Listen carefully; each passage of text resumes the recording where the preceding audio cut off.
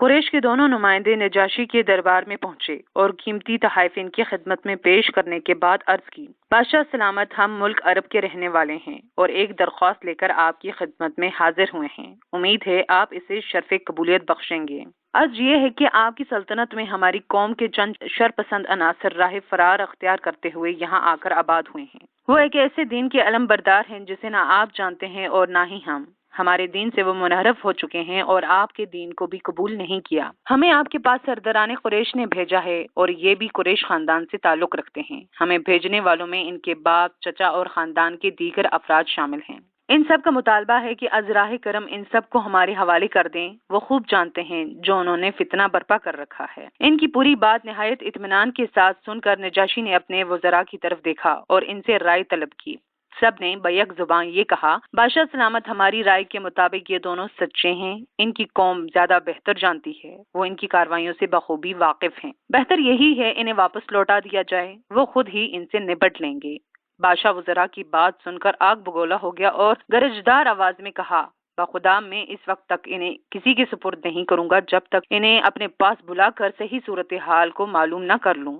اگر صورتحال ایسی ہی ہوئی جو یہ بیان کرتے ہیں تو میں اسی وقت انہیں ان کے سپرد کر دوں گا۔ اگر معاملہ اس کے برعکس ہوا تو میں ان کی بھرپور مدد کروں گا۔ جب تک وہ یہاں رہنا چاہیں گے انہیں مکمل آزادی ہوگی اور میری طرف سے ہر قسم کی سہولت مہیا کی جائے گی۔ حضرت ام سلمہ رضی اللہ تعالیٰ عنہ فرماتی ہیں، نجاشی نے ہمیں دربار میں طلب کیا۔ ہم نے اس کے پاس جانے سے پہلے باہمی مشورہ کیا۔ بعض نے اس رائے کا اظہار کیا کہ بادشاہ ملاقات کے دوران ہمارے دین کے متعلق ضرور پوچھے گا۔ اگر وہ یہ پوچھے تو ہمیں اپنے ایمان کے مطابق صحیح جواب دینا چاہیے۔ اور دوسرا فیصلہ ہم نے یہ کیا کہ ہماری طرف سے صرف حضرت جعفر بن ابی طالب رضی اللہ تعالیٰ عنہ بادشاہ سے بات کریں گے۔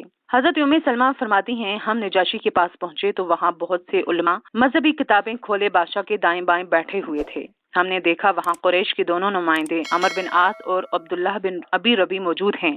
جب محفل جم گئی تو نجاشی نے ہماری طرف دیکھتے ہوئے سوال کیا، یہ کون سا دین ہے جسے تم نے اختیار کر رکھا ہے اور اس کی وجہ سے اپنے آبائی دین کو آپ لوگوں نے ترک کر دیا ہے؟ نہ ہی تم لوگوں نے میرا دین قبول کیا ہے اور نہ ہی دیگر اقوام کے دین کو تسلیم کیا۔ حضرت جعفر بن ابی طالب 2 قدم آگے بڑھے اور فرمایا، بادشاہ سلامت، ہم جاہل تھے، بتوں کے پجاری تھے، مردار کھاتے تھے، بے حیائی کا ارتکاب کرتے تھے، ظلم و تشدد سے کام لیتے، ہمسائے سے بدسلوکی سے پیش آتے، ہم میں سے طاقتور کمزور کو ہڑپ کر جاتا، ہمیں ان جرائم میں ملوث زندگی بسر کر رہے تھے کہ اللہ تعالیٰ نے ہمارے پاس ایک رسول بھیجا جس کے حسب و نسب، صداقت و امانت اور پاک دامنی کو ہم اچھی طرح سے جانتے تھے۔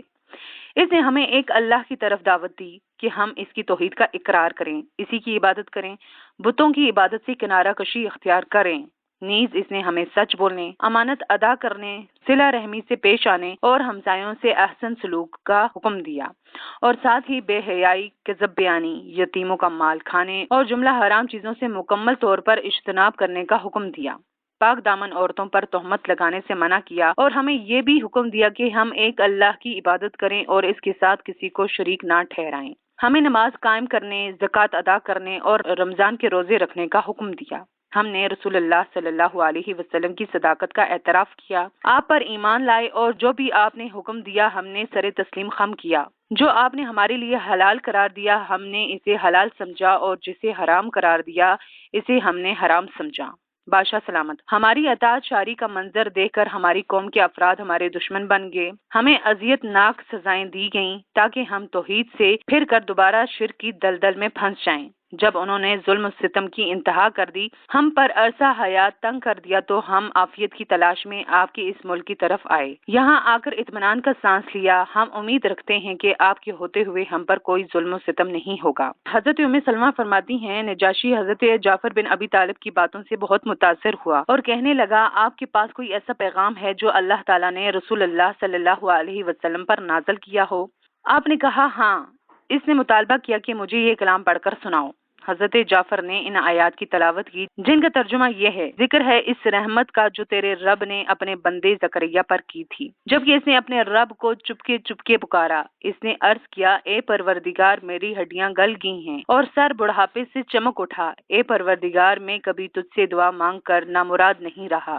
حضرت جعفر نے سورہ مریم کی ابتدائی آیات انتہائی سوچ سے پڑھی۔ نجاشی پر ان آیات کا اتنا اثر ہوا کہ وہ زاروں قطار رونے لگا۔ آنسوؤں سے اس کی داڑھی تر ہوگی۔ اس کے حاشیے بردار عیسائی علماء بھی زاروں قطار رونے لگے۔ ان کے آگے کھلی ہوئی کتابیں آنسوؤں سے تر ہو گئیں۔ مجلس پر سناٹا چھا گیا۔ نجاشی کے آنسو خشک ہوئے تو بولا، یہ پیغام جو رسول اللہ صلی اللہ علیہ وسلم لے کر آئے ہیں اور وہ پیغام جو حضرت عیسیٰ نے سنایا تھا بالکل اسی روشنی کی مانند ہے جو ایک تاکچے سے پھوٹ رہی ہو۔ پھر قریش کے دونوں نمائندے کی طرف متوجہ ہو کر کہنے لگے، تم میری آنکھوں سے دور ہو جاؤ، خدا کی قسم میں قطعاً انہیں تمہارے سپرد نہیں کروں گا۔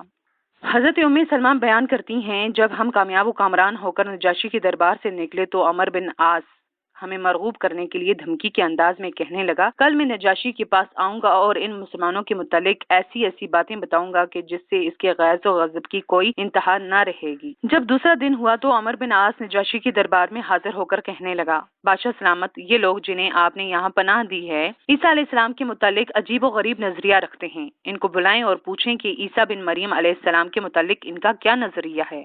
حضرت ام سلمہ بیان کرتی ہیں، دوسرے دن جب ہمیں بلایا گیا تو نجاشی نے ہمیں دیکھتے ہی فوری یہ سوال کیا، مجھے یہ بتاؤ عیسیٰ بن مریم علیہ السلام کے متعلق تمہاری کیا رائے ہے؟ حضرت جعفر بن ابی طالب رضی اللہ تعالیٰ عنہ نے کہا، ہماری عیسیٰ علیہ السلام کے متعلق وہی رائے ہے جو ہمارے نبی مکرم حضرت محمد صلی اللہ علیہ وسلم نے بتائی۔ نجاشی نے پوچھا، وہ کیا ہے؟ حضرت جعفر نے بتایا کہ انہوں نے ہمیں یہ بتایا ہے کہ حضرت عیسیٰ علیہ السلام اللہ کے بندے اور اس کے رسول ہیں، روح اللہ اور خدا تعالیٰ کا وہ کلمہ ہے جو پاک دامن مریم کی طرف القاء کیا گیا۔ نجاشی نے جب حضرت جعفر کی بات مکمل سنی تو جوش سے زمین پر ہاتھ مار کر کہنے لگا، خدا کی قسم، بالکل عیسیٰ علیہ السلام وہی کچھ ہیں جو آپ کے نبی حضرت محمد صلی اللہ علیہ وسلم نے بیان فرمایا۔ درباری علماء نے جب یہ صورتحال دیکھی تو حیران و ششدر رہ گئے اور پشیمانی کے عالم میں اپنی ناک کھجانے لگے۔ نجاشی نے ان کی خفت و پشیمانی کو بھانپ کر کہا، سن لو، یہ میرا فیصلہ ہے، یہ مسلمان بالکل سچے ہیں، آج سے میرے یہ قابل قدر مہمان ہیں۔ پھر ہماری طرف متوجہ ہو کر کہا، آج سے تم ہمارے لیے سرکاری مہمان ہو، اور جو تمہیں گالی دے گا نقصان اٹھائے گا اور تمہیں کوئی گزند پہنچائے گا اس سے سخت ترین سزا دی جائے گی۔